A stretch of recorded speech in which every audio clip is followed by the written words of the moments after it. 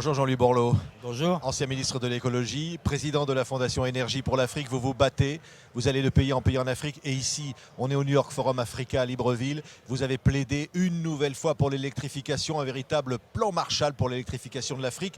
Vous n'avez pas l'impression de prêcher dans le désert? Non, vous savez, une idée juste finit toujours par s'imposer quand le moment est venu. Et maintenant, tout le monde a bien compris que les conséquences du dérèglement climatique, l'eau, la déforestation, les précipitations, les problèmes agricoles, il y a une réponse, c'est l'énergie. Oui. Tout le monde a compris que la croissance, c'est exclusivement, en préalable, c'est l'énergie. Accès à l'eau, à l'éducation, à l'emploi, à la fin de la déforestation, à la sécurité, à la démocratie, c'est l'énergie. Et tout le monde a bien compris aussi que face au choc démographique africain, on va doubler encore de population dans les 30 ans. On a été multiplié par 5 depuis 1950. Cette jeunesse qui attend, il faut de l'énergie. Donc, il y a un facteur commun, c'est l'énergie. Oui. Et moi, je me bats pour qu'il y ait une agence panafricaine d'électrification de l'Afrique qui puisse en 8 ans électrifier le continent, financer tout le continent. tout le Parce continent. qu'actuellement, c'est quoi? C'est 180 millions de personnes sur 1 milliard seulement Oui, qui à ont peu l'accès à près l'électricité. 200 millions. Enfin, les ordres de grandeur sont ceux-là. Oui. Oui, non, mais accès, c'est on va dire même accès à la lumière, parce que vous dites accès c'est la à la lumière. Et en même temps, il y a 800 millions de portables. Donc, pensez une seconde qu'il n'y aura pas de confrontation entre ces mondes-là est une blague. Oui. Alors qu'à l'inverse, l'énergie partout, l'Afrique aura 10% de croissance par an pendant 30 ans. Ça sera un géant. Donc, ça se joue là. Donc, moi, je demande à ce que les pays émetteurs de CO2, au lieu de faire des C'est-à-dire les grands... pays que l'on dirige, c'est-à-dire l'Europe. C'est-à-dire, c'est très très peu. Hein. Plus de 8 tonnes, c'est États-Unis, Europe, Nouvelle-Zélande, Australie, Japon et un peu Russie pour l'essentiel. Finance par subvention 3 milliards, puis 4, puis 5 et ensuite 5 milliards par an, ce qui permet de lever 25 milliards par an, ce qui est suffisant pour équiper l'Afrique en 10 ans. Ces 3 milliards, c'est rien, c'est 1,2 milliard au titre de l'Europe, c'est sur prorata de la population. Qu'est-ce qu'ils vous disent les chefs d'État que vous Alors, rencontrez? les chefs d'État africains, ils Est-ce qu'il y a sont pas une totalement... hypocrisie Non, les derrière chefs tout ça? d'État africains, ils sont d'accord. On est au Gabon. Et le président gabonais était un des premiers à se battre pour ça. À Johannesburg, ils ont délibéré à l'unanimité sur cette proposition, à l'unanimité sur un rapport du président Macky Sall. Donc ça avance.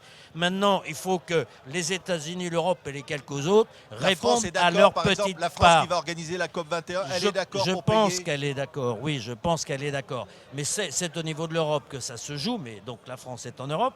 Mais il faut surtout que dans cette contribution, où on va savoir exactement à quoi sert l'argent, hein, c'est financer l'électrification de l'Afrique. C'est clair, c'est pas des trucs confus où on ne sait pas où ça va, c'est identifié et traçable.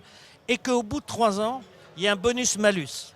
Les pays contributeurs, s'ils ont réduit leurs émissions, contribuent moins.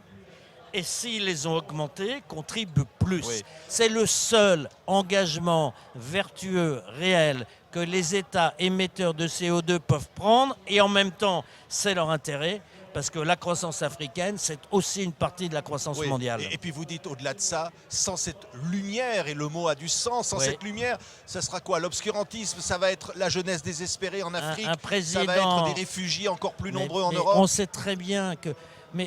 Vous vous rendez compte que vous allez avoir 1 milliard de plus de personnes qui ont droit à un avenir, qui n'ont pas de lumière, qui voient leur maman faire des kilomètres pour aller chercher de l'eau.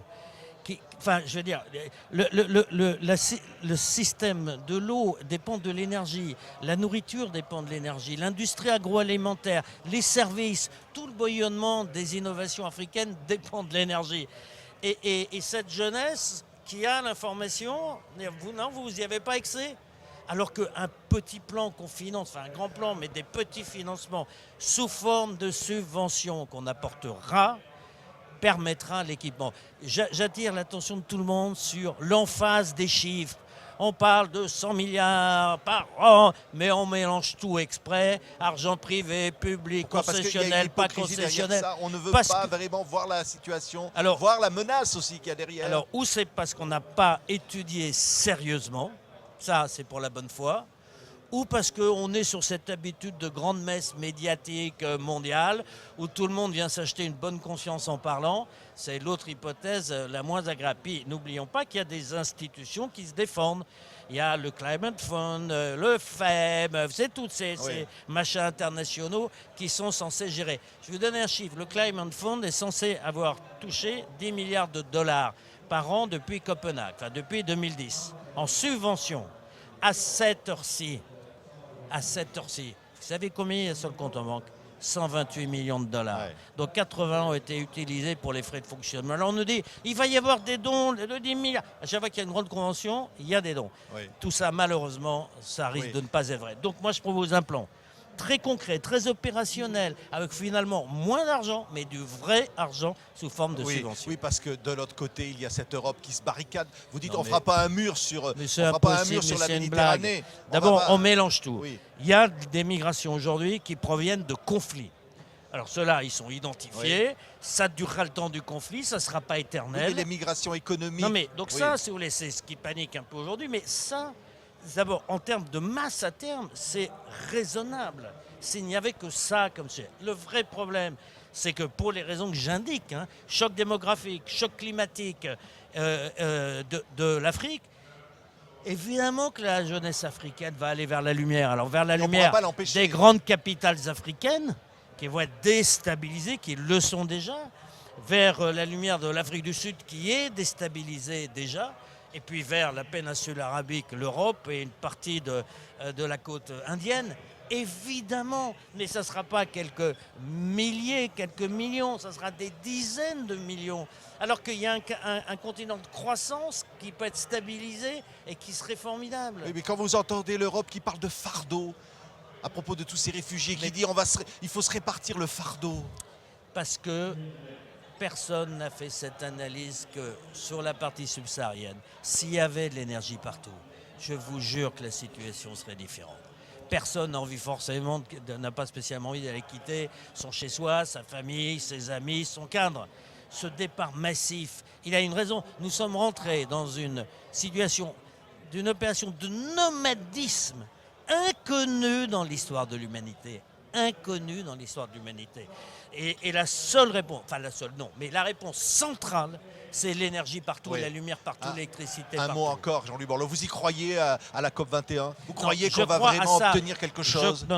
Je crois à la messe. Bon, très bien qu'on réunisse les gens, parfait. Bon. Mais si la COP21 ne sort pas avec un accord concret, d'abord pays par pays sur les 10 principaux, combien tous les ans, pas 2050, espèce d'emphase de réduction. Non. L'année prochaine, c'est facile à identifier combien on a réduit. Donc un engagement. Et ensuite, l'engagement du financement d'un plan énergie Afrique, c'est très simple. Ça tient en 2 pages et 2 tableaux. S'il n'y a pas ça, ça pourrait être un succès médiatique. Ça sera un échec politique au sens le plus noble du terme, un échec humain. Merci beaucoup Jean-Louis Borloo d'avoir été notre invité.